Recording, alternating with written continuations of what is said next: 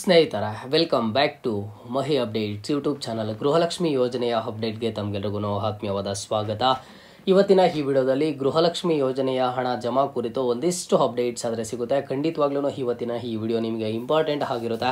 So ವಿಡಿಯೋನ ಕಂಪ್ಲೀಟಾಗಿ watch ಮಾಡಿ. ಆ್ಯಂಡ್ ಅದಕ್ಕಿಂತ ಮುಂಚೆ ಚಾನಲ್ಗೆ ಫಸ್ಟ್ ಟೈಮ್ ವಿಸಿಟ್ ಮಾಡಿದರೆ ಅಥವಾ ಇನ್ನೂ ಸಬ್ಸ್ಕ್ರೈಬ್ ಮಾಡ್ಕೊಂಡಿಲ್ಲ ಅಂತ ಅಂದರೆ ಈ ಕೂಡಲೇ ಚಾನಲ್ಗೆ ಲೈಕನ್ನು ಮಾಡಿ. ಆ್ಯಂಡ್ ಹಾಗೇನೂ ಸಹ ಮರೀದೆ ಸಬ್ಸ್ಕ್ರೈಬನ್ನು ಮಾಡ್ಕೊಳ್ಳಿ. ಈಗ ಲೈಕ್ ಸಬ್ಸ್ಕ್ರೈಬ್ ಮಾಡ್ಕೊಂಡಿದ್ದೀರಾ ಅಂತಂದರೆ ಮುಂದೆ ಬರುವಂತಹ ಎಲ್ಲ ರೀತಿಯ ಗೃಹಲಕ್ಷ್ಮಿ ಯೋಜನೆಯ ಅಪ್ಡೇಟ್ಸ್ ಜೊತೆಗೆ ಯೂಸ್ಫುಲ್ ಅಪ್ಡೇಟ್ಸನ್ನಾದರೆ ಪಡ್ಕೋತೀರಾ. ಓಕೆನಾ, ಮೊದಲಿಗೆ ನೋಡಿ, ಈಗ ನಿಮಗೆ ಎಲ್ಲ ಒಂದು ಗೃಹಲಕ್ಷ್ಮಿ ಯೋಜನೆಯ ಫಲಾನುಭವಿಗಳಿಗೆ 20ನೇ ಕಂತು ಹಣದವರೆಗೂ ಹಣ ಜಮಾ ಆಗಿದೆ. ಇನ್ನು ನೆಕ್ಸ್ಟ್ ಬಂದು 21 ಆ್ಯಂಡ್ ಹಾಗೇನೂ ಸಹ 22ನೇ ಕಂತು ಹಣಕ್ಕಾಗಿ ವೆಯ್ಟ್ ಮಾಡ್ತಿದ್ದೀರಾ. ಸೊ ಇದರ ಬಗ್ಗೆ ಒಂದು ಅಪ್ಡೇಟ್ಸನ್ನು ಕೊಡ್ತೀನಿ. ಅದಕ್ಕಿಂತ ಮುಂಚೆ ನೋಡಿ, ಆಗಸ್ಟ್ 2ನೇ ತಾರೀಕು 2000 ಹಣ ಬಿಡುಗಡೆ ಆಗುತ್ತೆ. ರಾಜ್ಯದ ಜನತೆಗೆ ಎಲ್ಲರ ಒಂದು ಬ್ಯಾಂಕ್ ಖಾತೆಗಳಿಗೆ 2000 ಹಣ ಬರುತ್ತೆ ಅಂತ ಹೇಳಿಬಿಟ್ಟು ನೀವು ಈಗಾಗಲೇ ನ್ಯೂಸನ್ನು ಕೇಳಿರ್ತೀರಾ.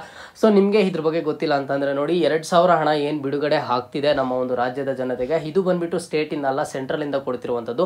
ಏನು ಅಂತ ಅಂದ್ರೆ ಇದರ ಒಂದು ಯೋಜನೆ ಬಂದ್ಬಿಟ್ಟು ನಿಮ್ಗೂ ಸಹ ಗೊತ್ತಿರುತ್ತೆ, PM ಕಿಸಾನ್ ಯೋಜನೆ ಅಂತ ಹೇಳ್ಬಿಟ್ಟು. ಸೊ ಇದು ಬಂದು 20ನೇ ಕಂತು ಹಣ ಆದ್ರೆ ಬಾಕಿ ಇತ್ತು. ಸೊ ಎಲ್ಲ ರೈತರಿಗೆ ಬಂದ್ಬಿಟ್ಟು ಈಗ 20ನೇ ಕಂತು ಹಣ ಜಮಾ ಮಾಡ್ತಿದ್ದಾರೆ. ಯಾವಾಗ ಅಂತಂದ್ರೆ ಇವತ್ತಿಂದ ಎಲ್ಲರ ಒಂದು ಬ್ಯಾಂಕ್ ಖಾತೆಗಳಿಗೆ 2,000 ಹಣ ಆದ್ರೆ ಜಮಾ ಆಗ್ತಿದೆ. ಇದು ಬಂದ್ಬಿಟ್ಟು PM ಕಿಸಾನ್ ಯೋಜನೆಯ ದುಡ್ಡು ಆದ್ರೆ ಹಣ ಜಮಾ ಆಗ್ತಿರುವಂಥದ್ದು. ಆ PM ಕಿಸಾನ್ ಯೋಜನೆ ಅಡಿ ಹಣ ಯಾವ ರೀತಿ ಬರುತ್ತೆ ಅಂತ ಅಂದ್ರೆ ನೋಡಿ, ವರ್ಷಕ್ಕೆ 6,000 ಹಣ ಜಮಾ ಮಾಡ್ತಾರೆ. ಅದು ಯಾವ ರೀತಿ ಅಂತ ಅಂದ್ರೆ 3 ತಿಂಗಳಿಗೊಮ್ಮೆ, ಇಲ್ಲ ಅಂತಂದ್ರೆ 4 ತಿಂಗಳಿಗೊಮ್ಮೆ ಇವರು 2,000 ಹಣ ಜಮಾ ಮಾಡುವಂಥದ್ದು. ಅವ್ರಿಗೆ ಫೆಬ್ರವರಿ ತಿಂಗಳಲ್ಲಿ ಹಣ ಬಂದಿತ್ತು, ಈಗ ನೆಕ್ಸ್ಟ್ ಜೂನ್ ತಿಂಗಳಲ್ಲಿ ಬರಬೇಕಿತ್ತು.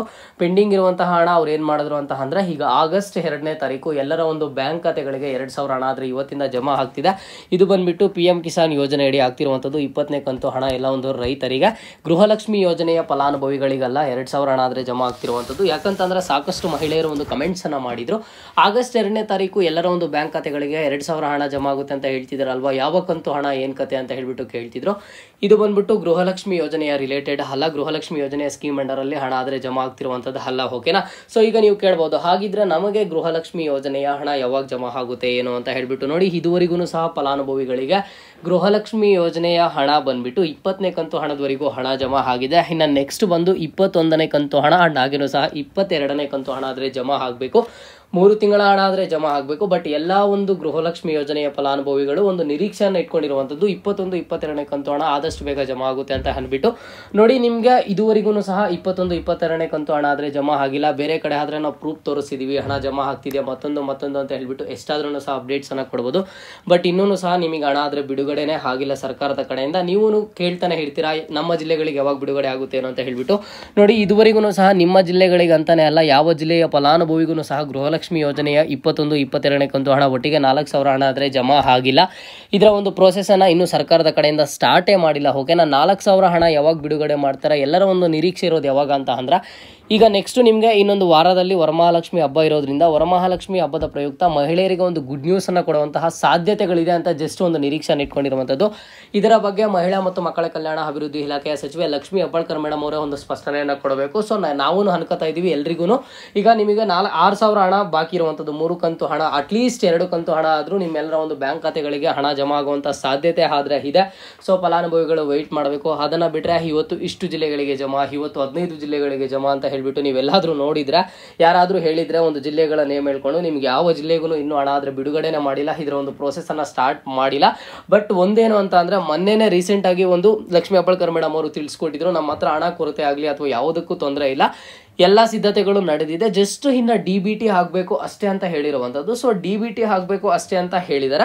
ಬಟ್ ಇನ್ನೂ DBT ಆದರೆ ಪ್ರೋಸೆಸ್ ಸ್ಟಾರ್ಟ್ ಆಗಿಲ್ಲ ಅನ್ಸುತ್ತೆ. ಯಾವ ಫಲಾನುಭವಿ ನೋಡಿದ್ರು ಸಹ ನನಗೆ ಹಣ ಬಂದಿಲ್ಲ ಅಂತ ಹೇಳ್ಬಿಟ್ಟು ಕಮೆಂಟ್ ಬಾಕ್ಸ್ ಮೂಲಕ ಕಮೆಂಟ್ಸ್ ಅನ್ನ ಮಾಡ್ತಾನೆ ಇರುವಂಥದ್ದು.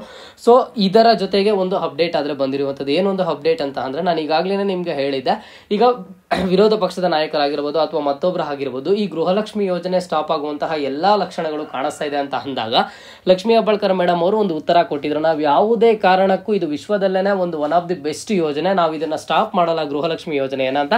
ಜೊತೆಗೆ ಒಂದಿಷ್ಟು ಯೋಜನೆಗಳನ್ನ ತರ್ತೀವಿ ಅಂಡ್ ಜೊತೆಗೆ ಗೃಹಲಕ್ಷ್ಮಿ ಸಂಘಗಳನ್ನ ಸ್ಥಾಪನೆ ಮಾಡಬೇಕು ಅಂತ ಅನ್ಕೊಂಡಿದೀವಿ ಅಂತ ಹೇಳಿದ್ರು. ಇದ್ರ ಬಗ್ಗೆ ರೀಸೆಂಟ್ ಆಗಿ ಒಂದು ಮೀಟಿಂಗ್ ನಡೆದಿದೆ, ನಾನು ನಿಮಗೆ ಮೊನ್ನೆ ಅಪ್ಡೇಟ್ ಮಾಡಿ ತಿಳಿಸ್ಕೊಟ್ಟಿದ್ದೆ. ಅದು ಬಂದ್ಬಿಟ್ಟು 100% ನಿಜ. ನಿಮ್ಗೆ ಆ ಮೀಟಿಂಗ್ ನಡೆದಾಗ ಒಂದಿಷ್ಟು ಅಧಿಕಾರಿಗಳ ಜೊತೆ, ಬ್ಯಾಂಕ್ ಪ್ರತಿನಿಧಿಗಳ ಜೊತೆ ಸೇರಿ ಗೃಹಲಕ್ಷ್ಮಿ ಸಂಘ ಸ್ಟಾರ್ಟ್ ಮಾಡಬೇಕು, ಯಾವ ರೀತಿ ಏನು ಸಂಘ ಸ್ಟಾರ್ಟ್ ಮಾಡೋದಕ್ಕೆ ಏನೆಲ್ಲ ಸಿದ್ಧತೆಗಳನ್ನು ಮಾಡ್ಕೋಬೇಕು ಅಂತ ಹೇಳಿದ್ದಾರೆ. ಅಂಡ್ ಜೊತೆಗೆ ಪ್ರತಿ ತಿಂಗಳು ಕರೆಕ್ಟ್ ಆಗಿ ಹಣ ಜಮಾ ಮಾಡುವಂತ ಆಗುವಂತಹ ಎಲ್ಲ ಥರದ ಪ್ಲಾನಿಂಗ್ಸನ್ನು ಮಾಡ್ತಿದ್ದಾರಂತೆ.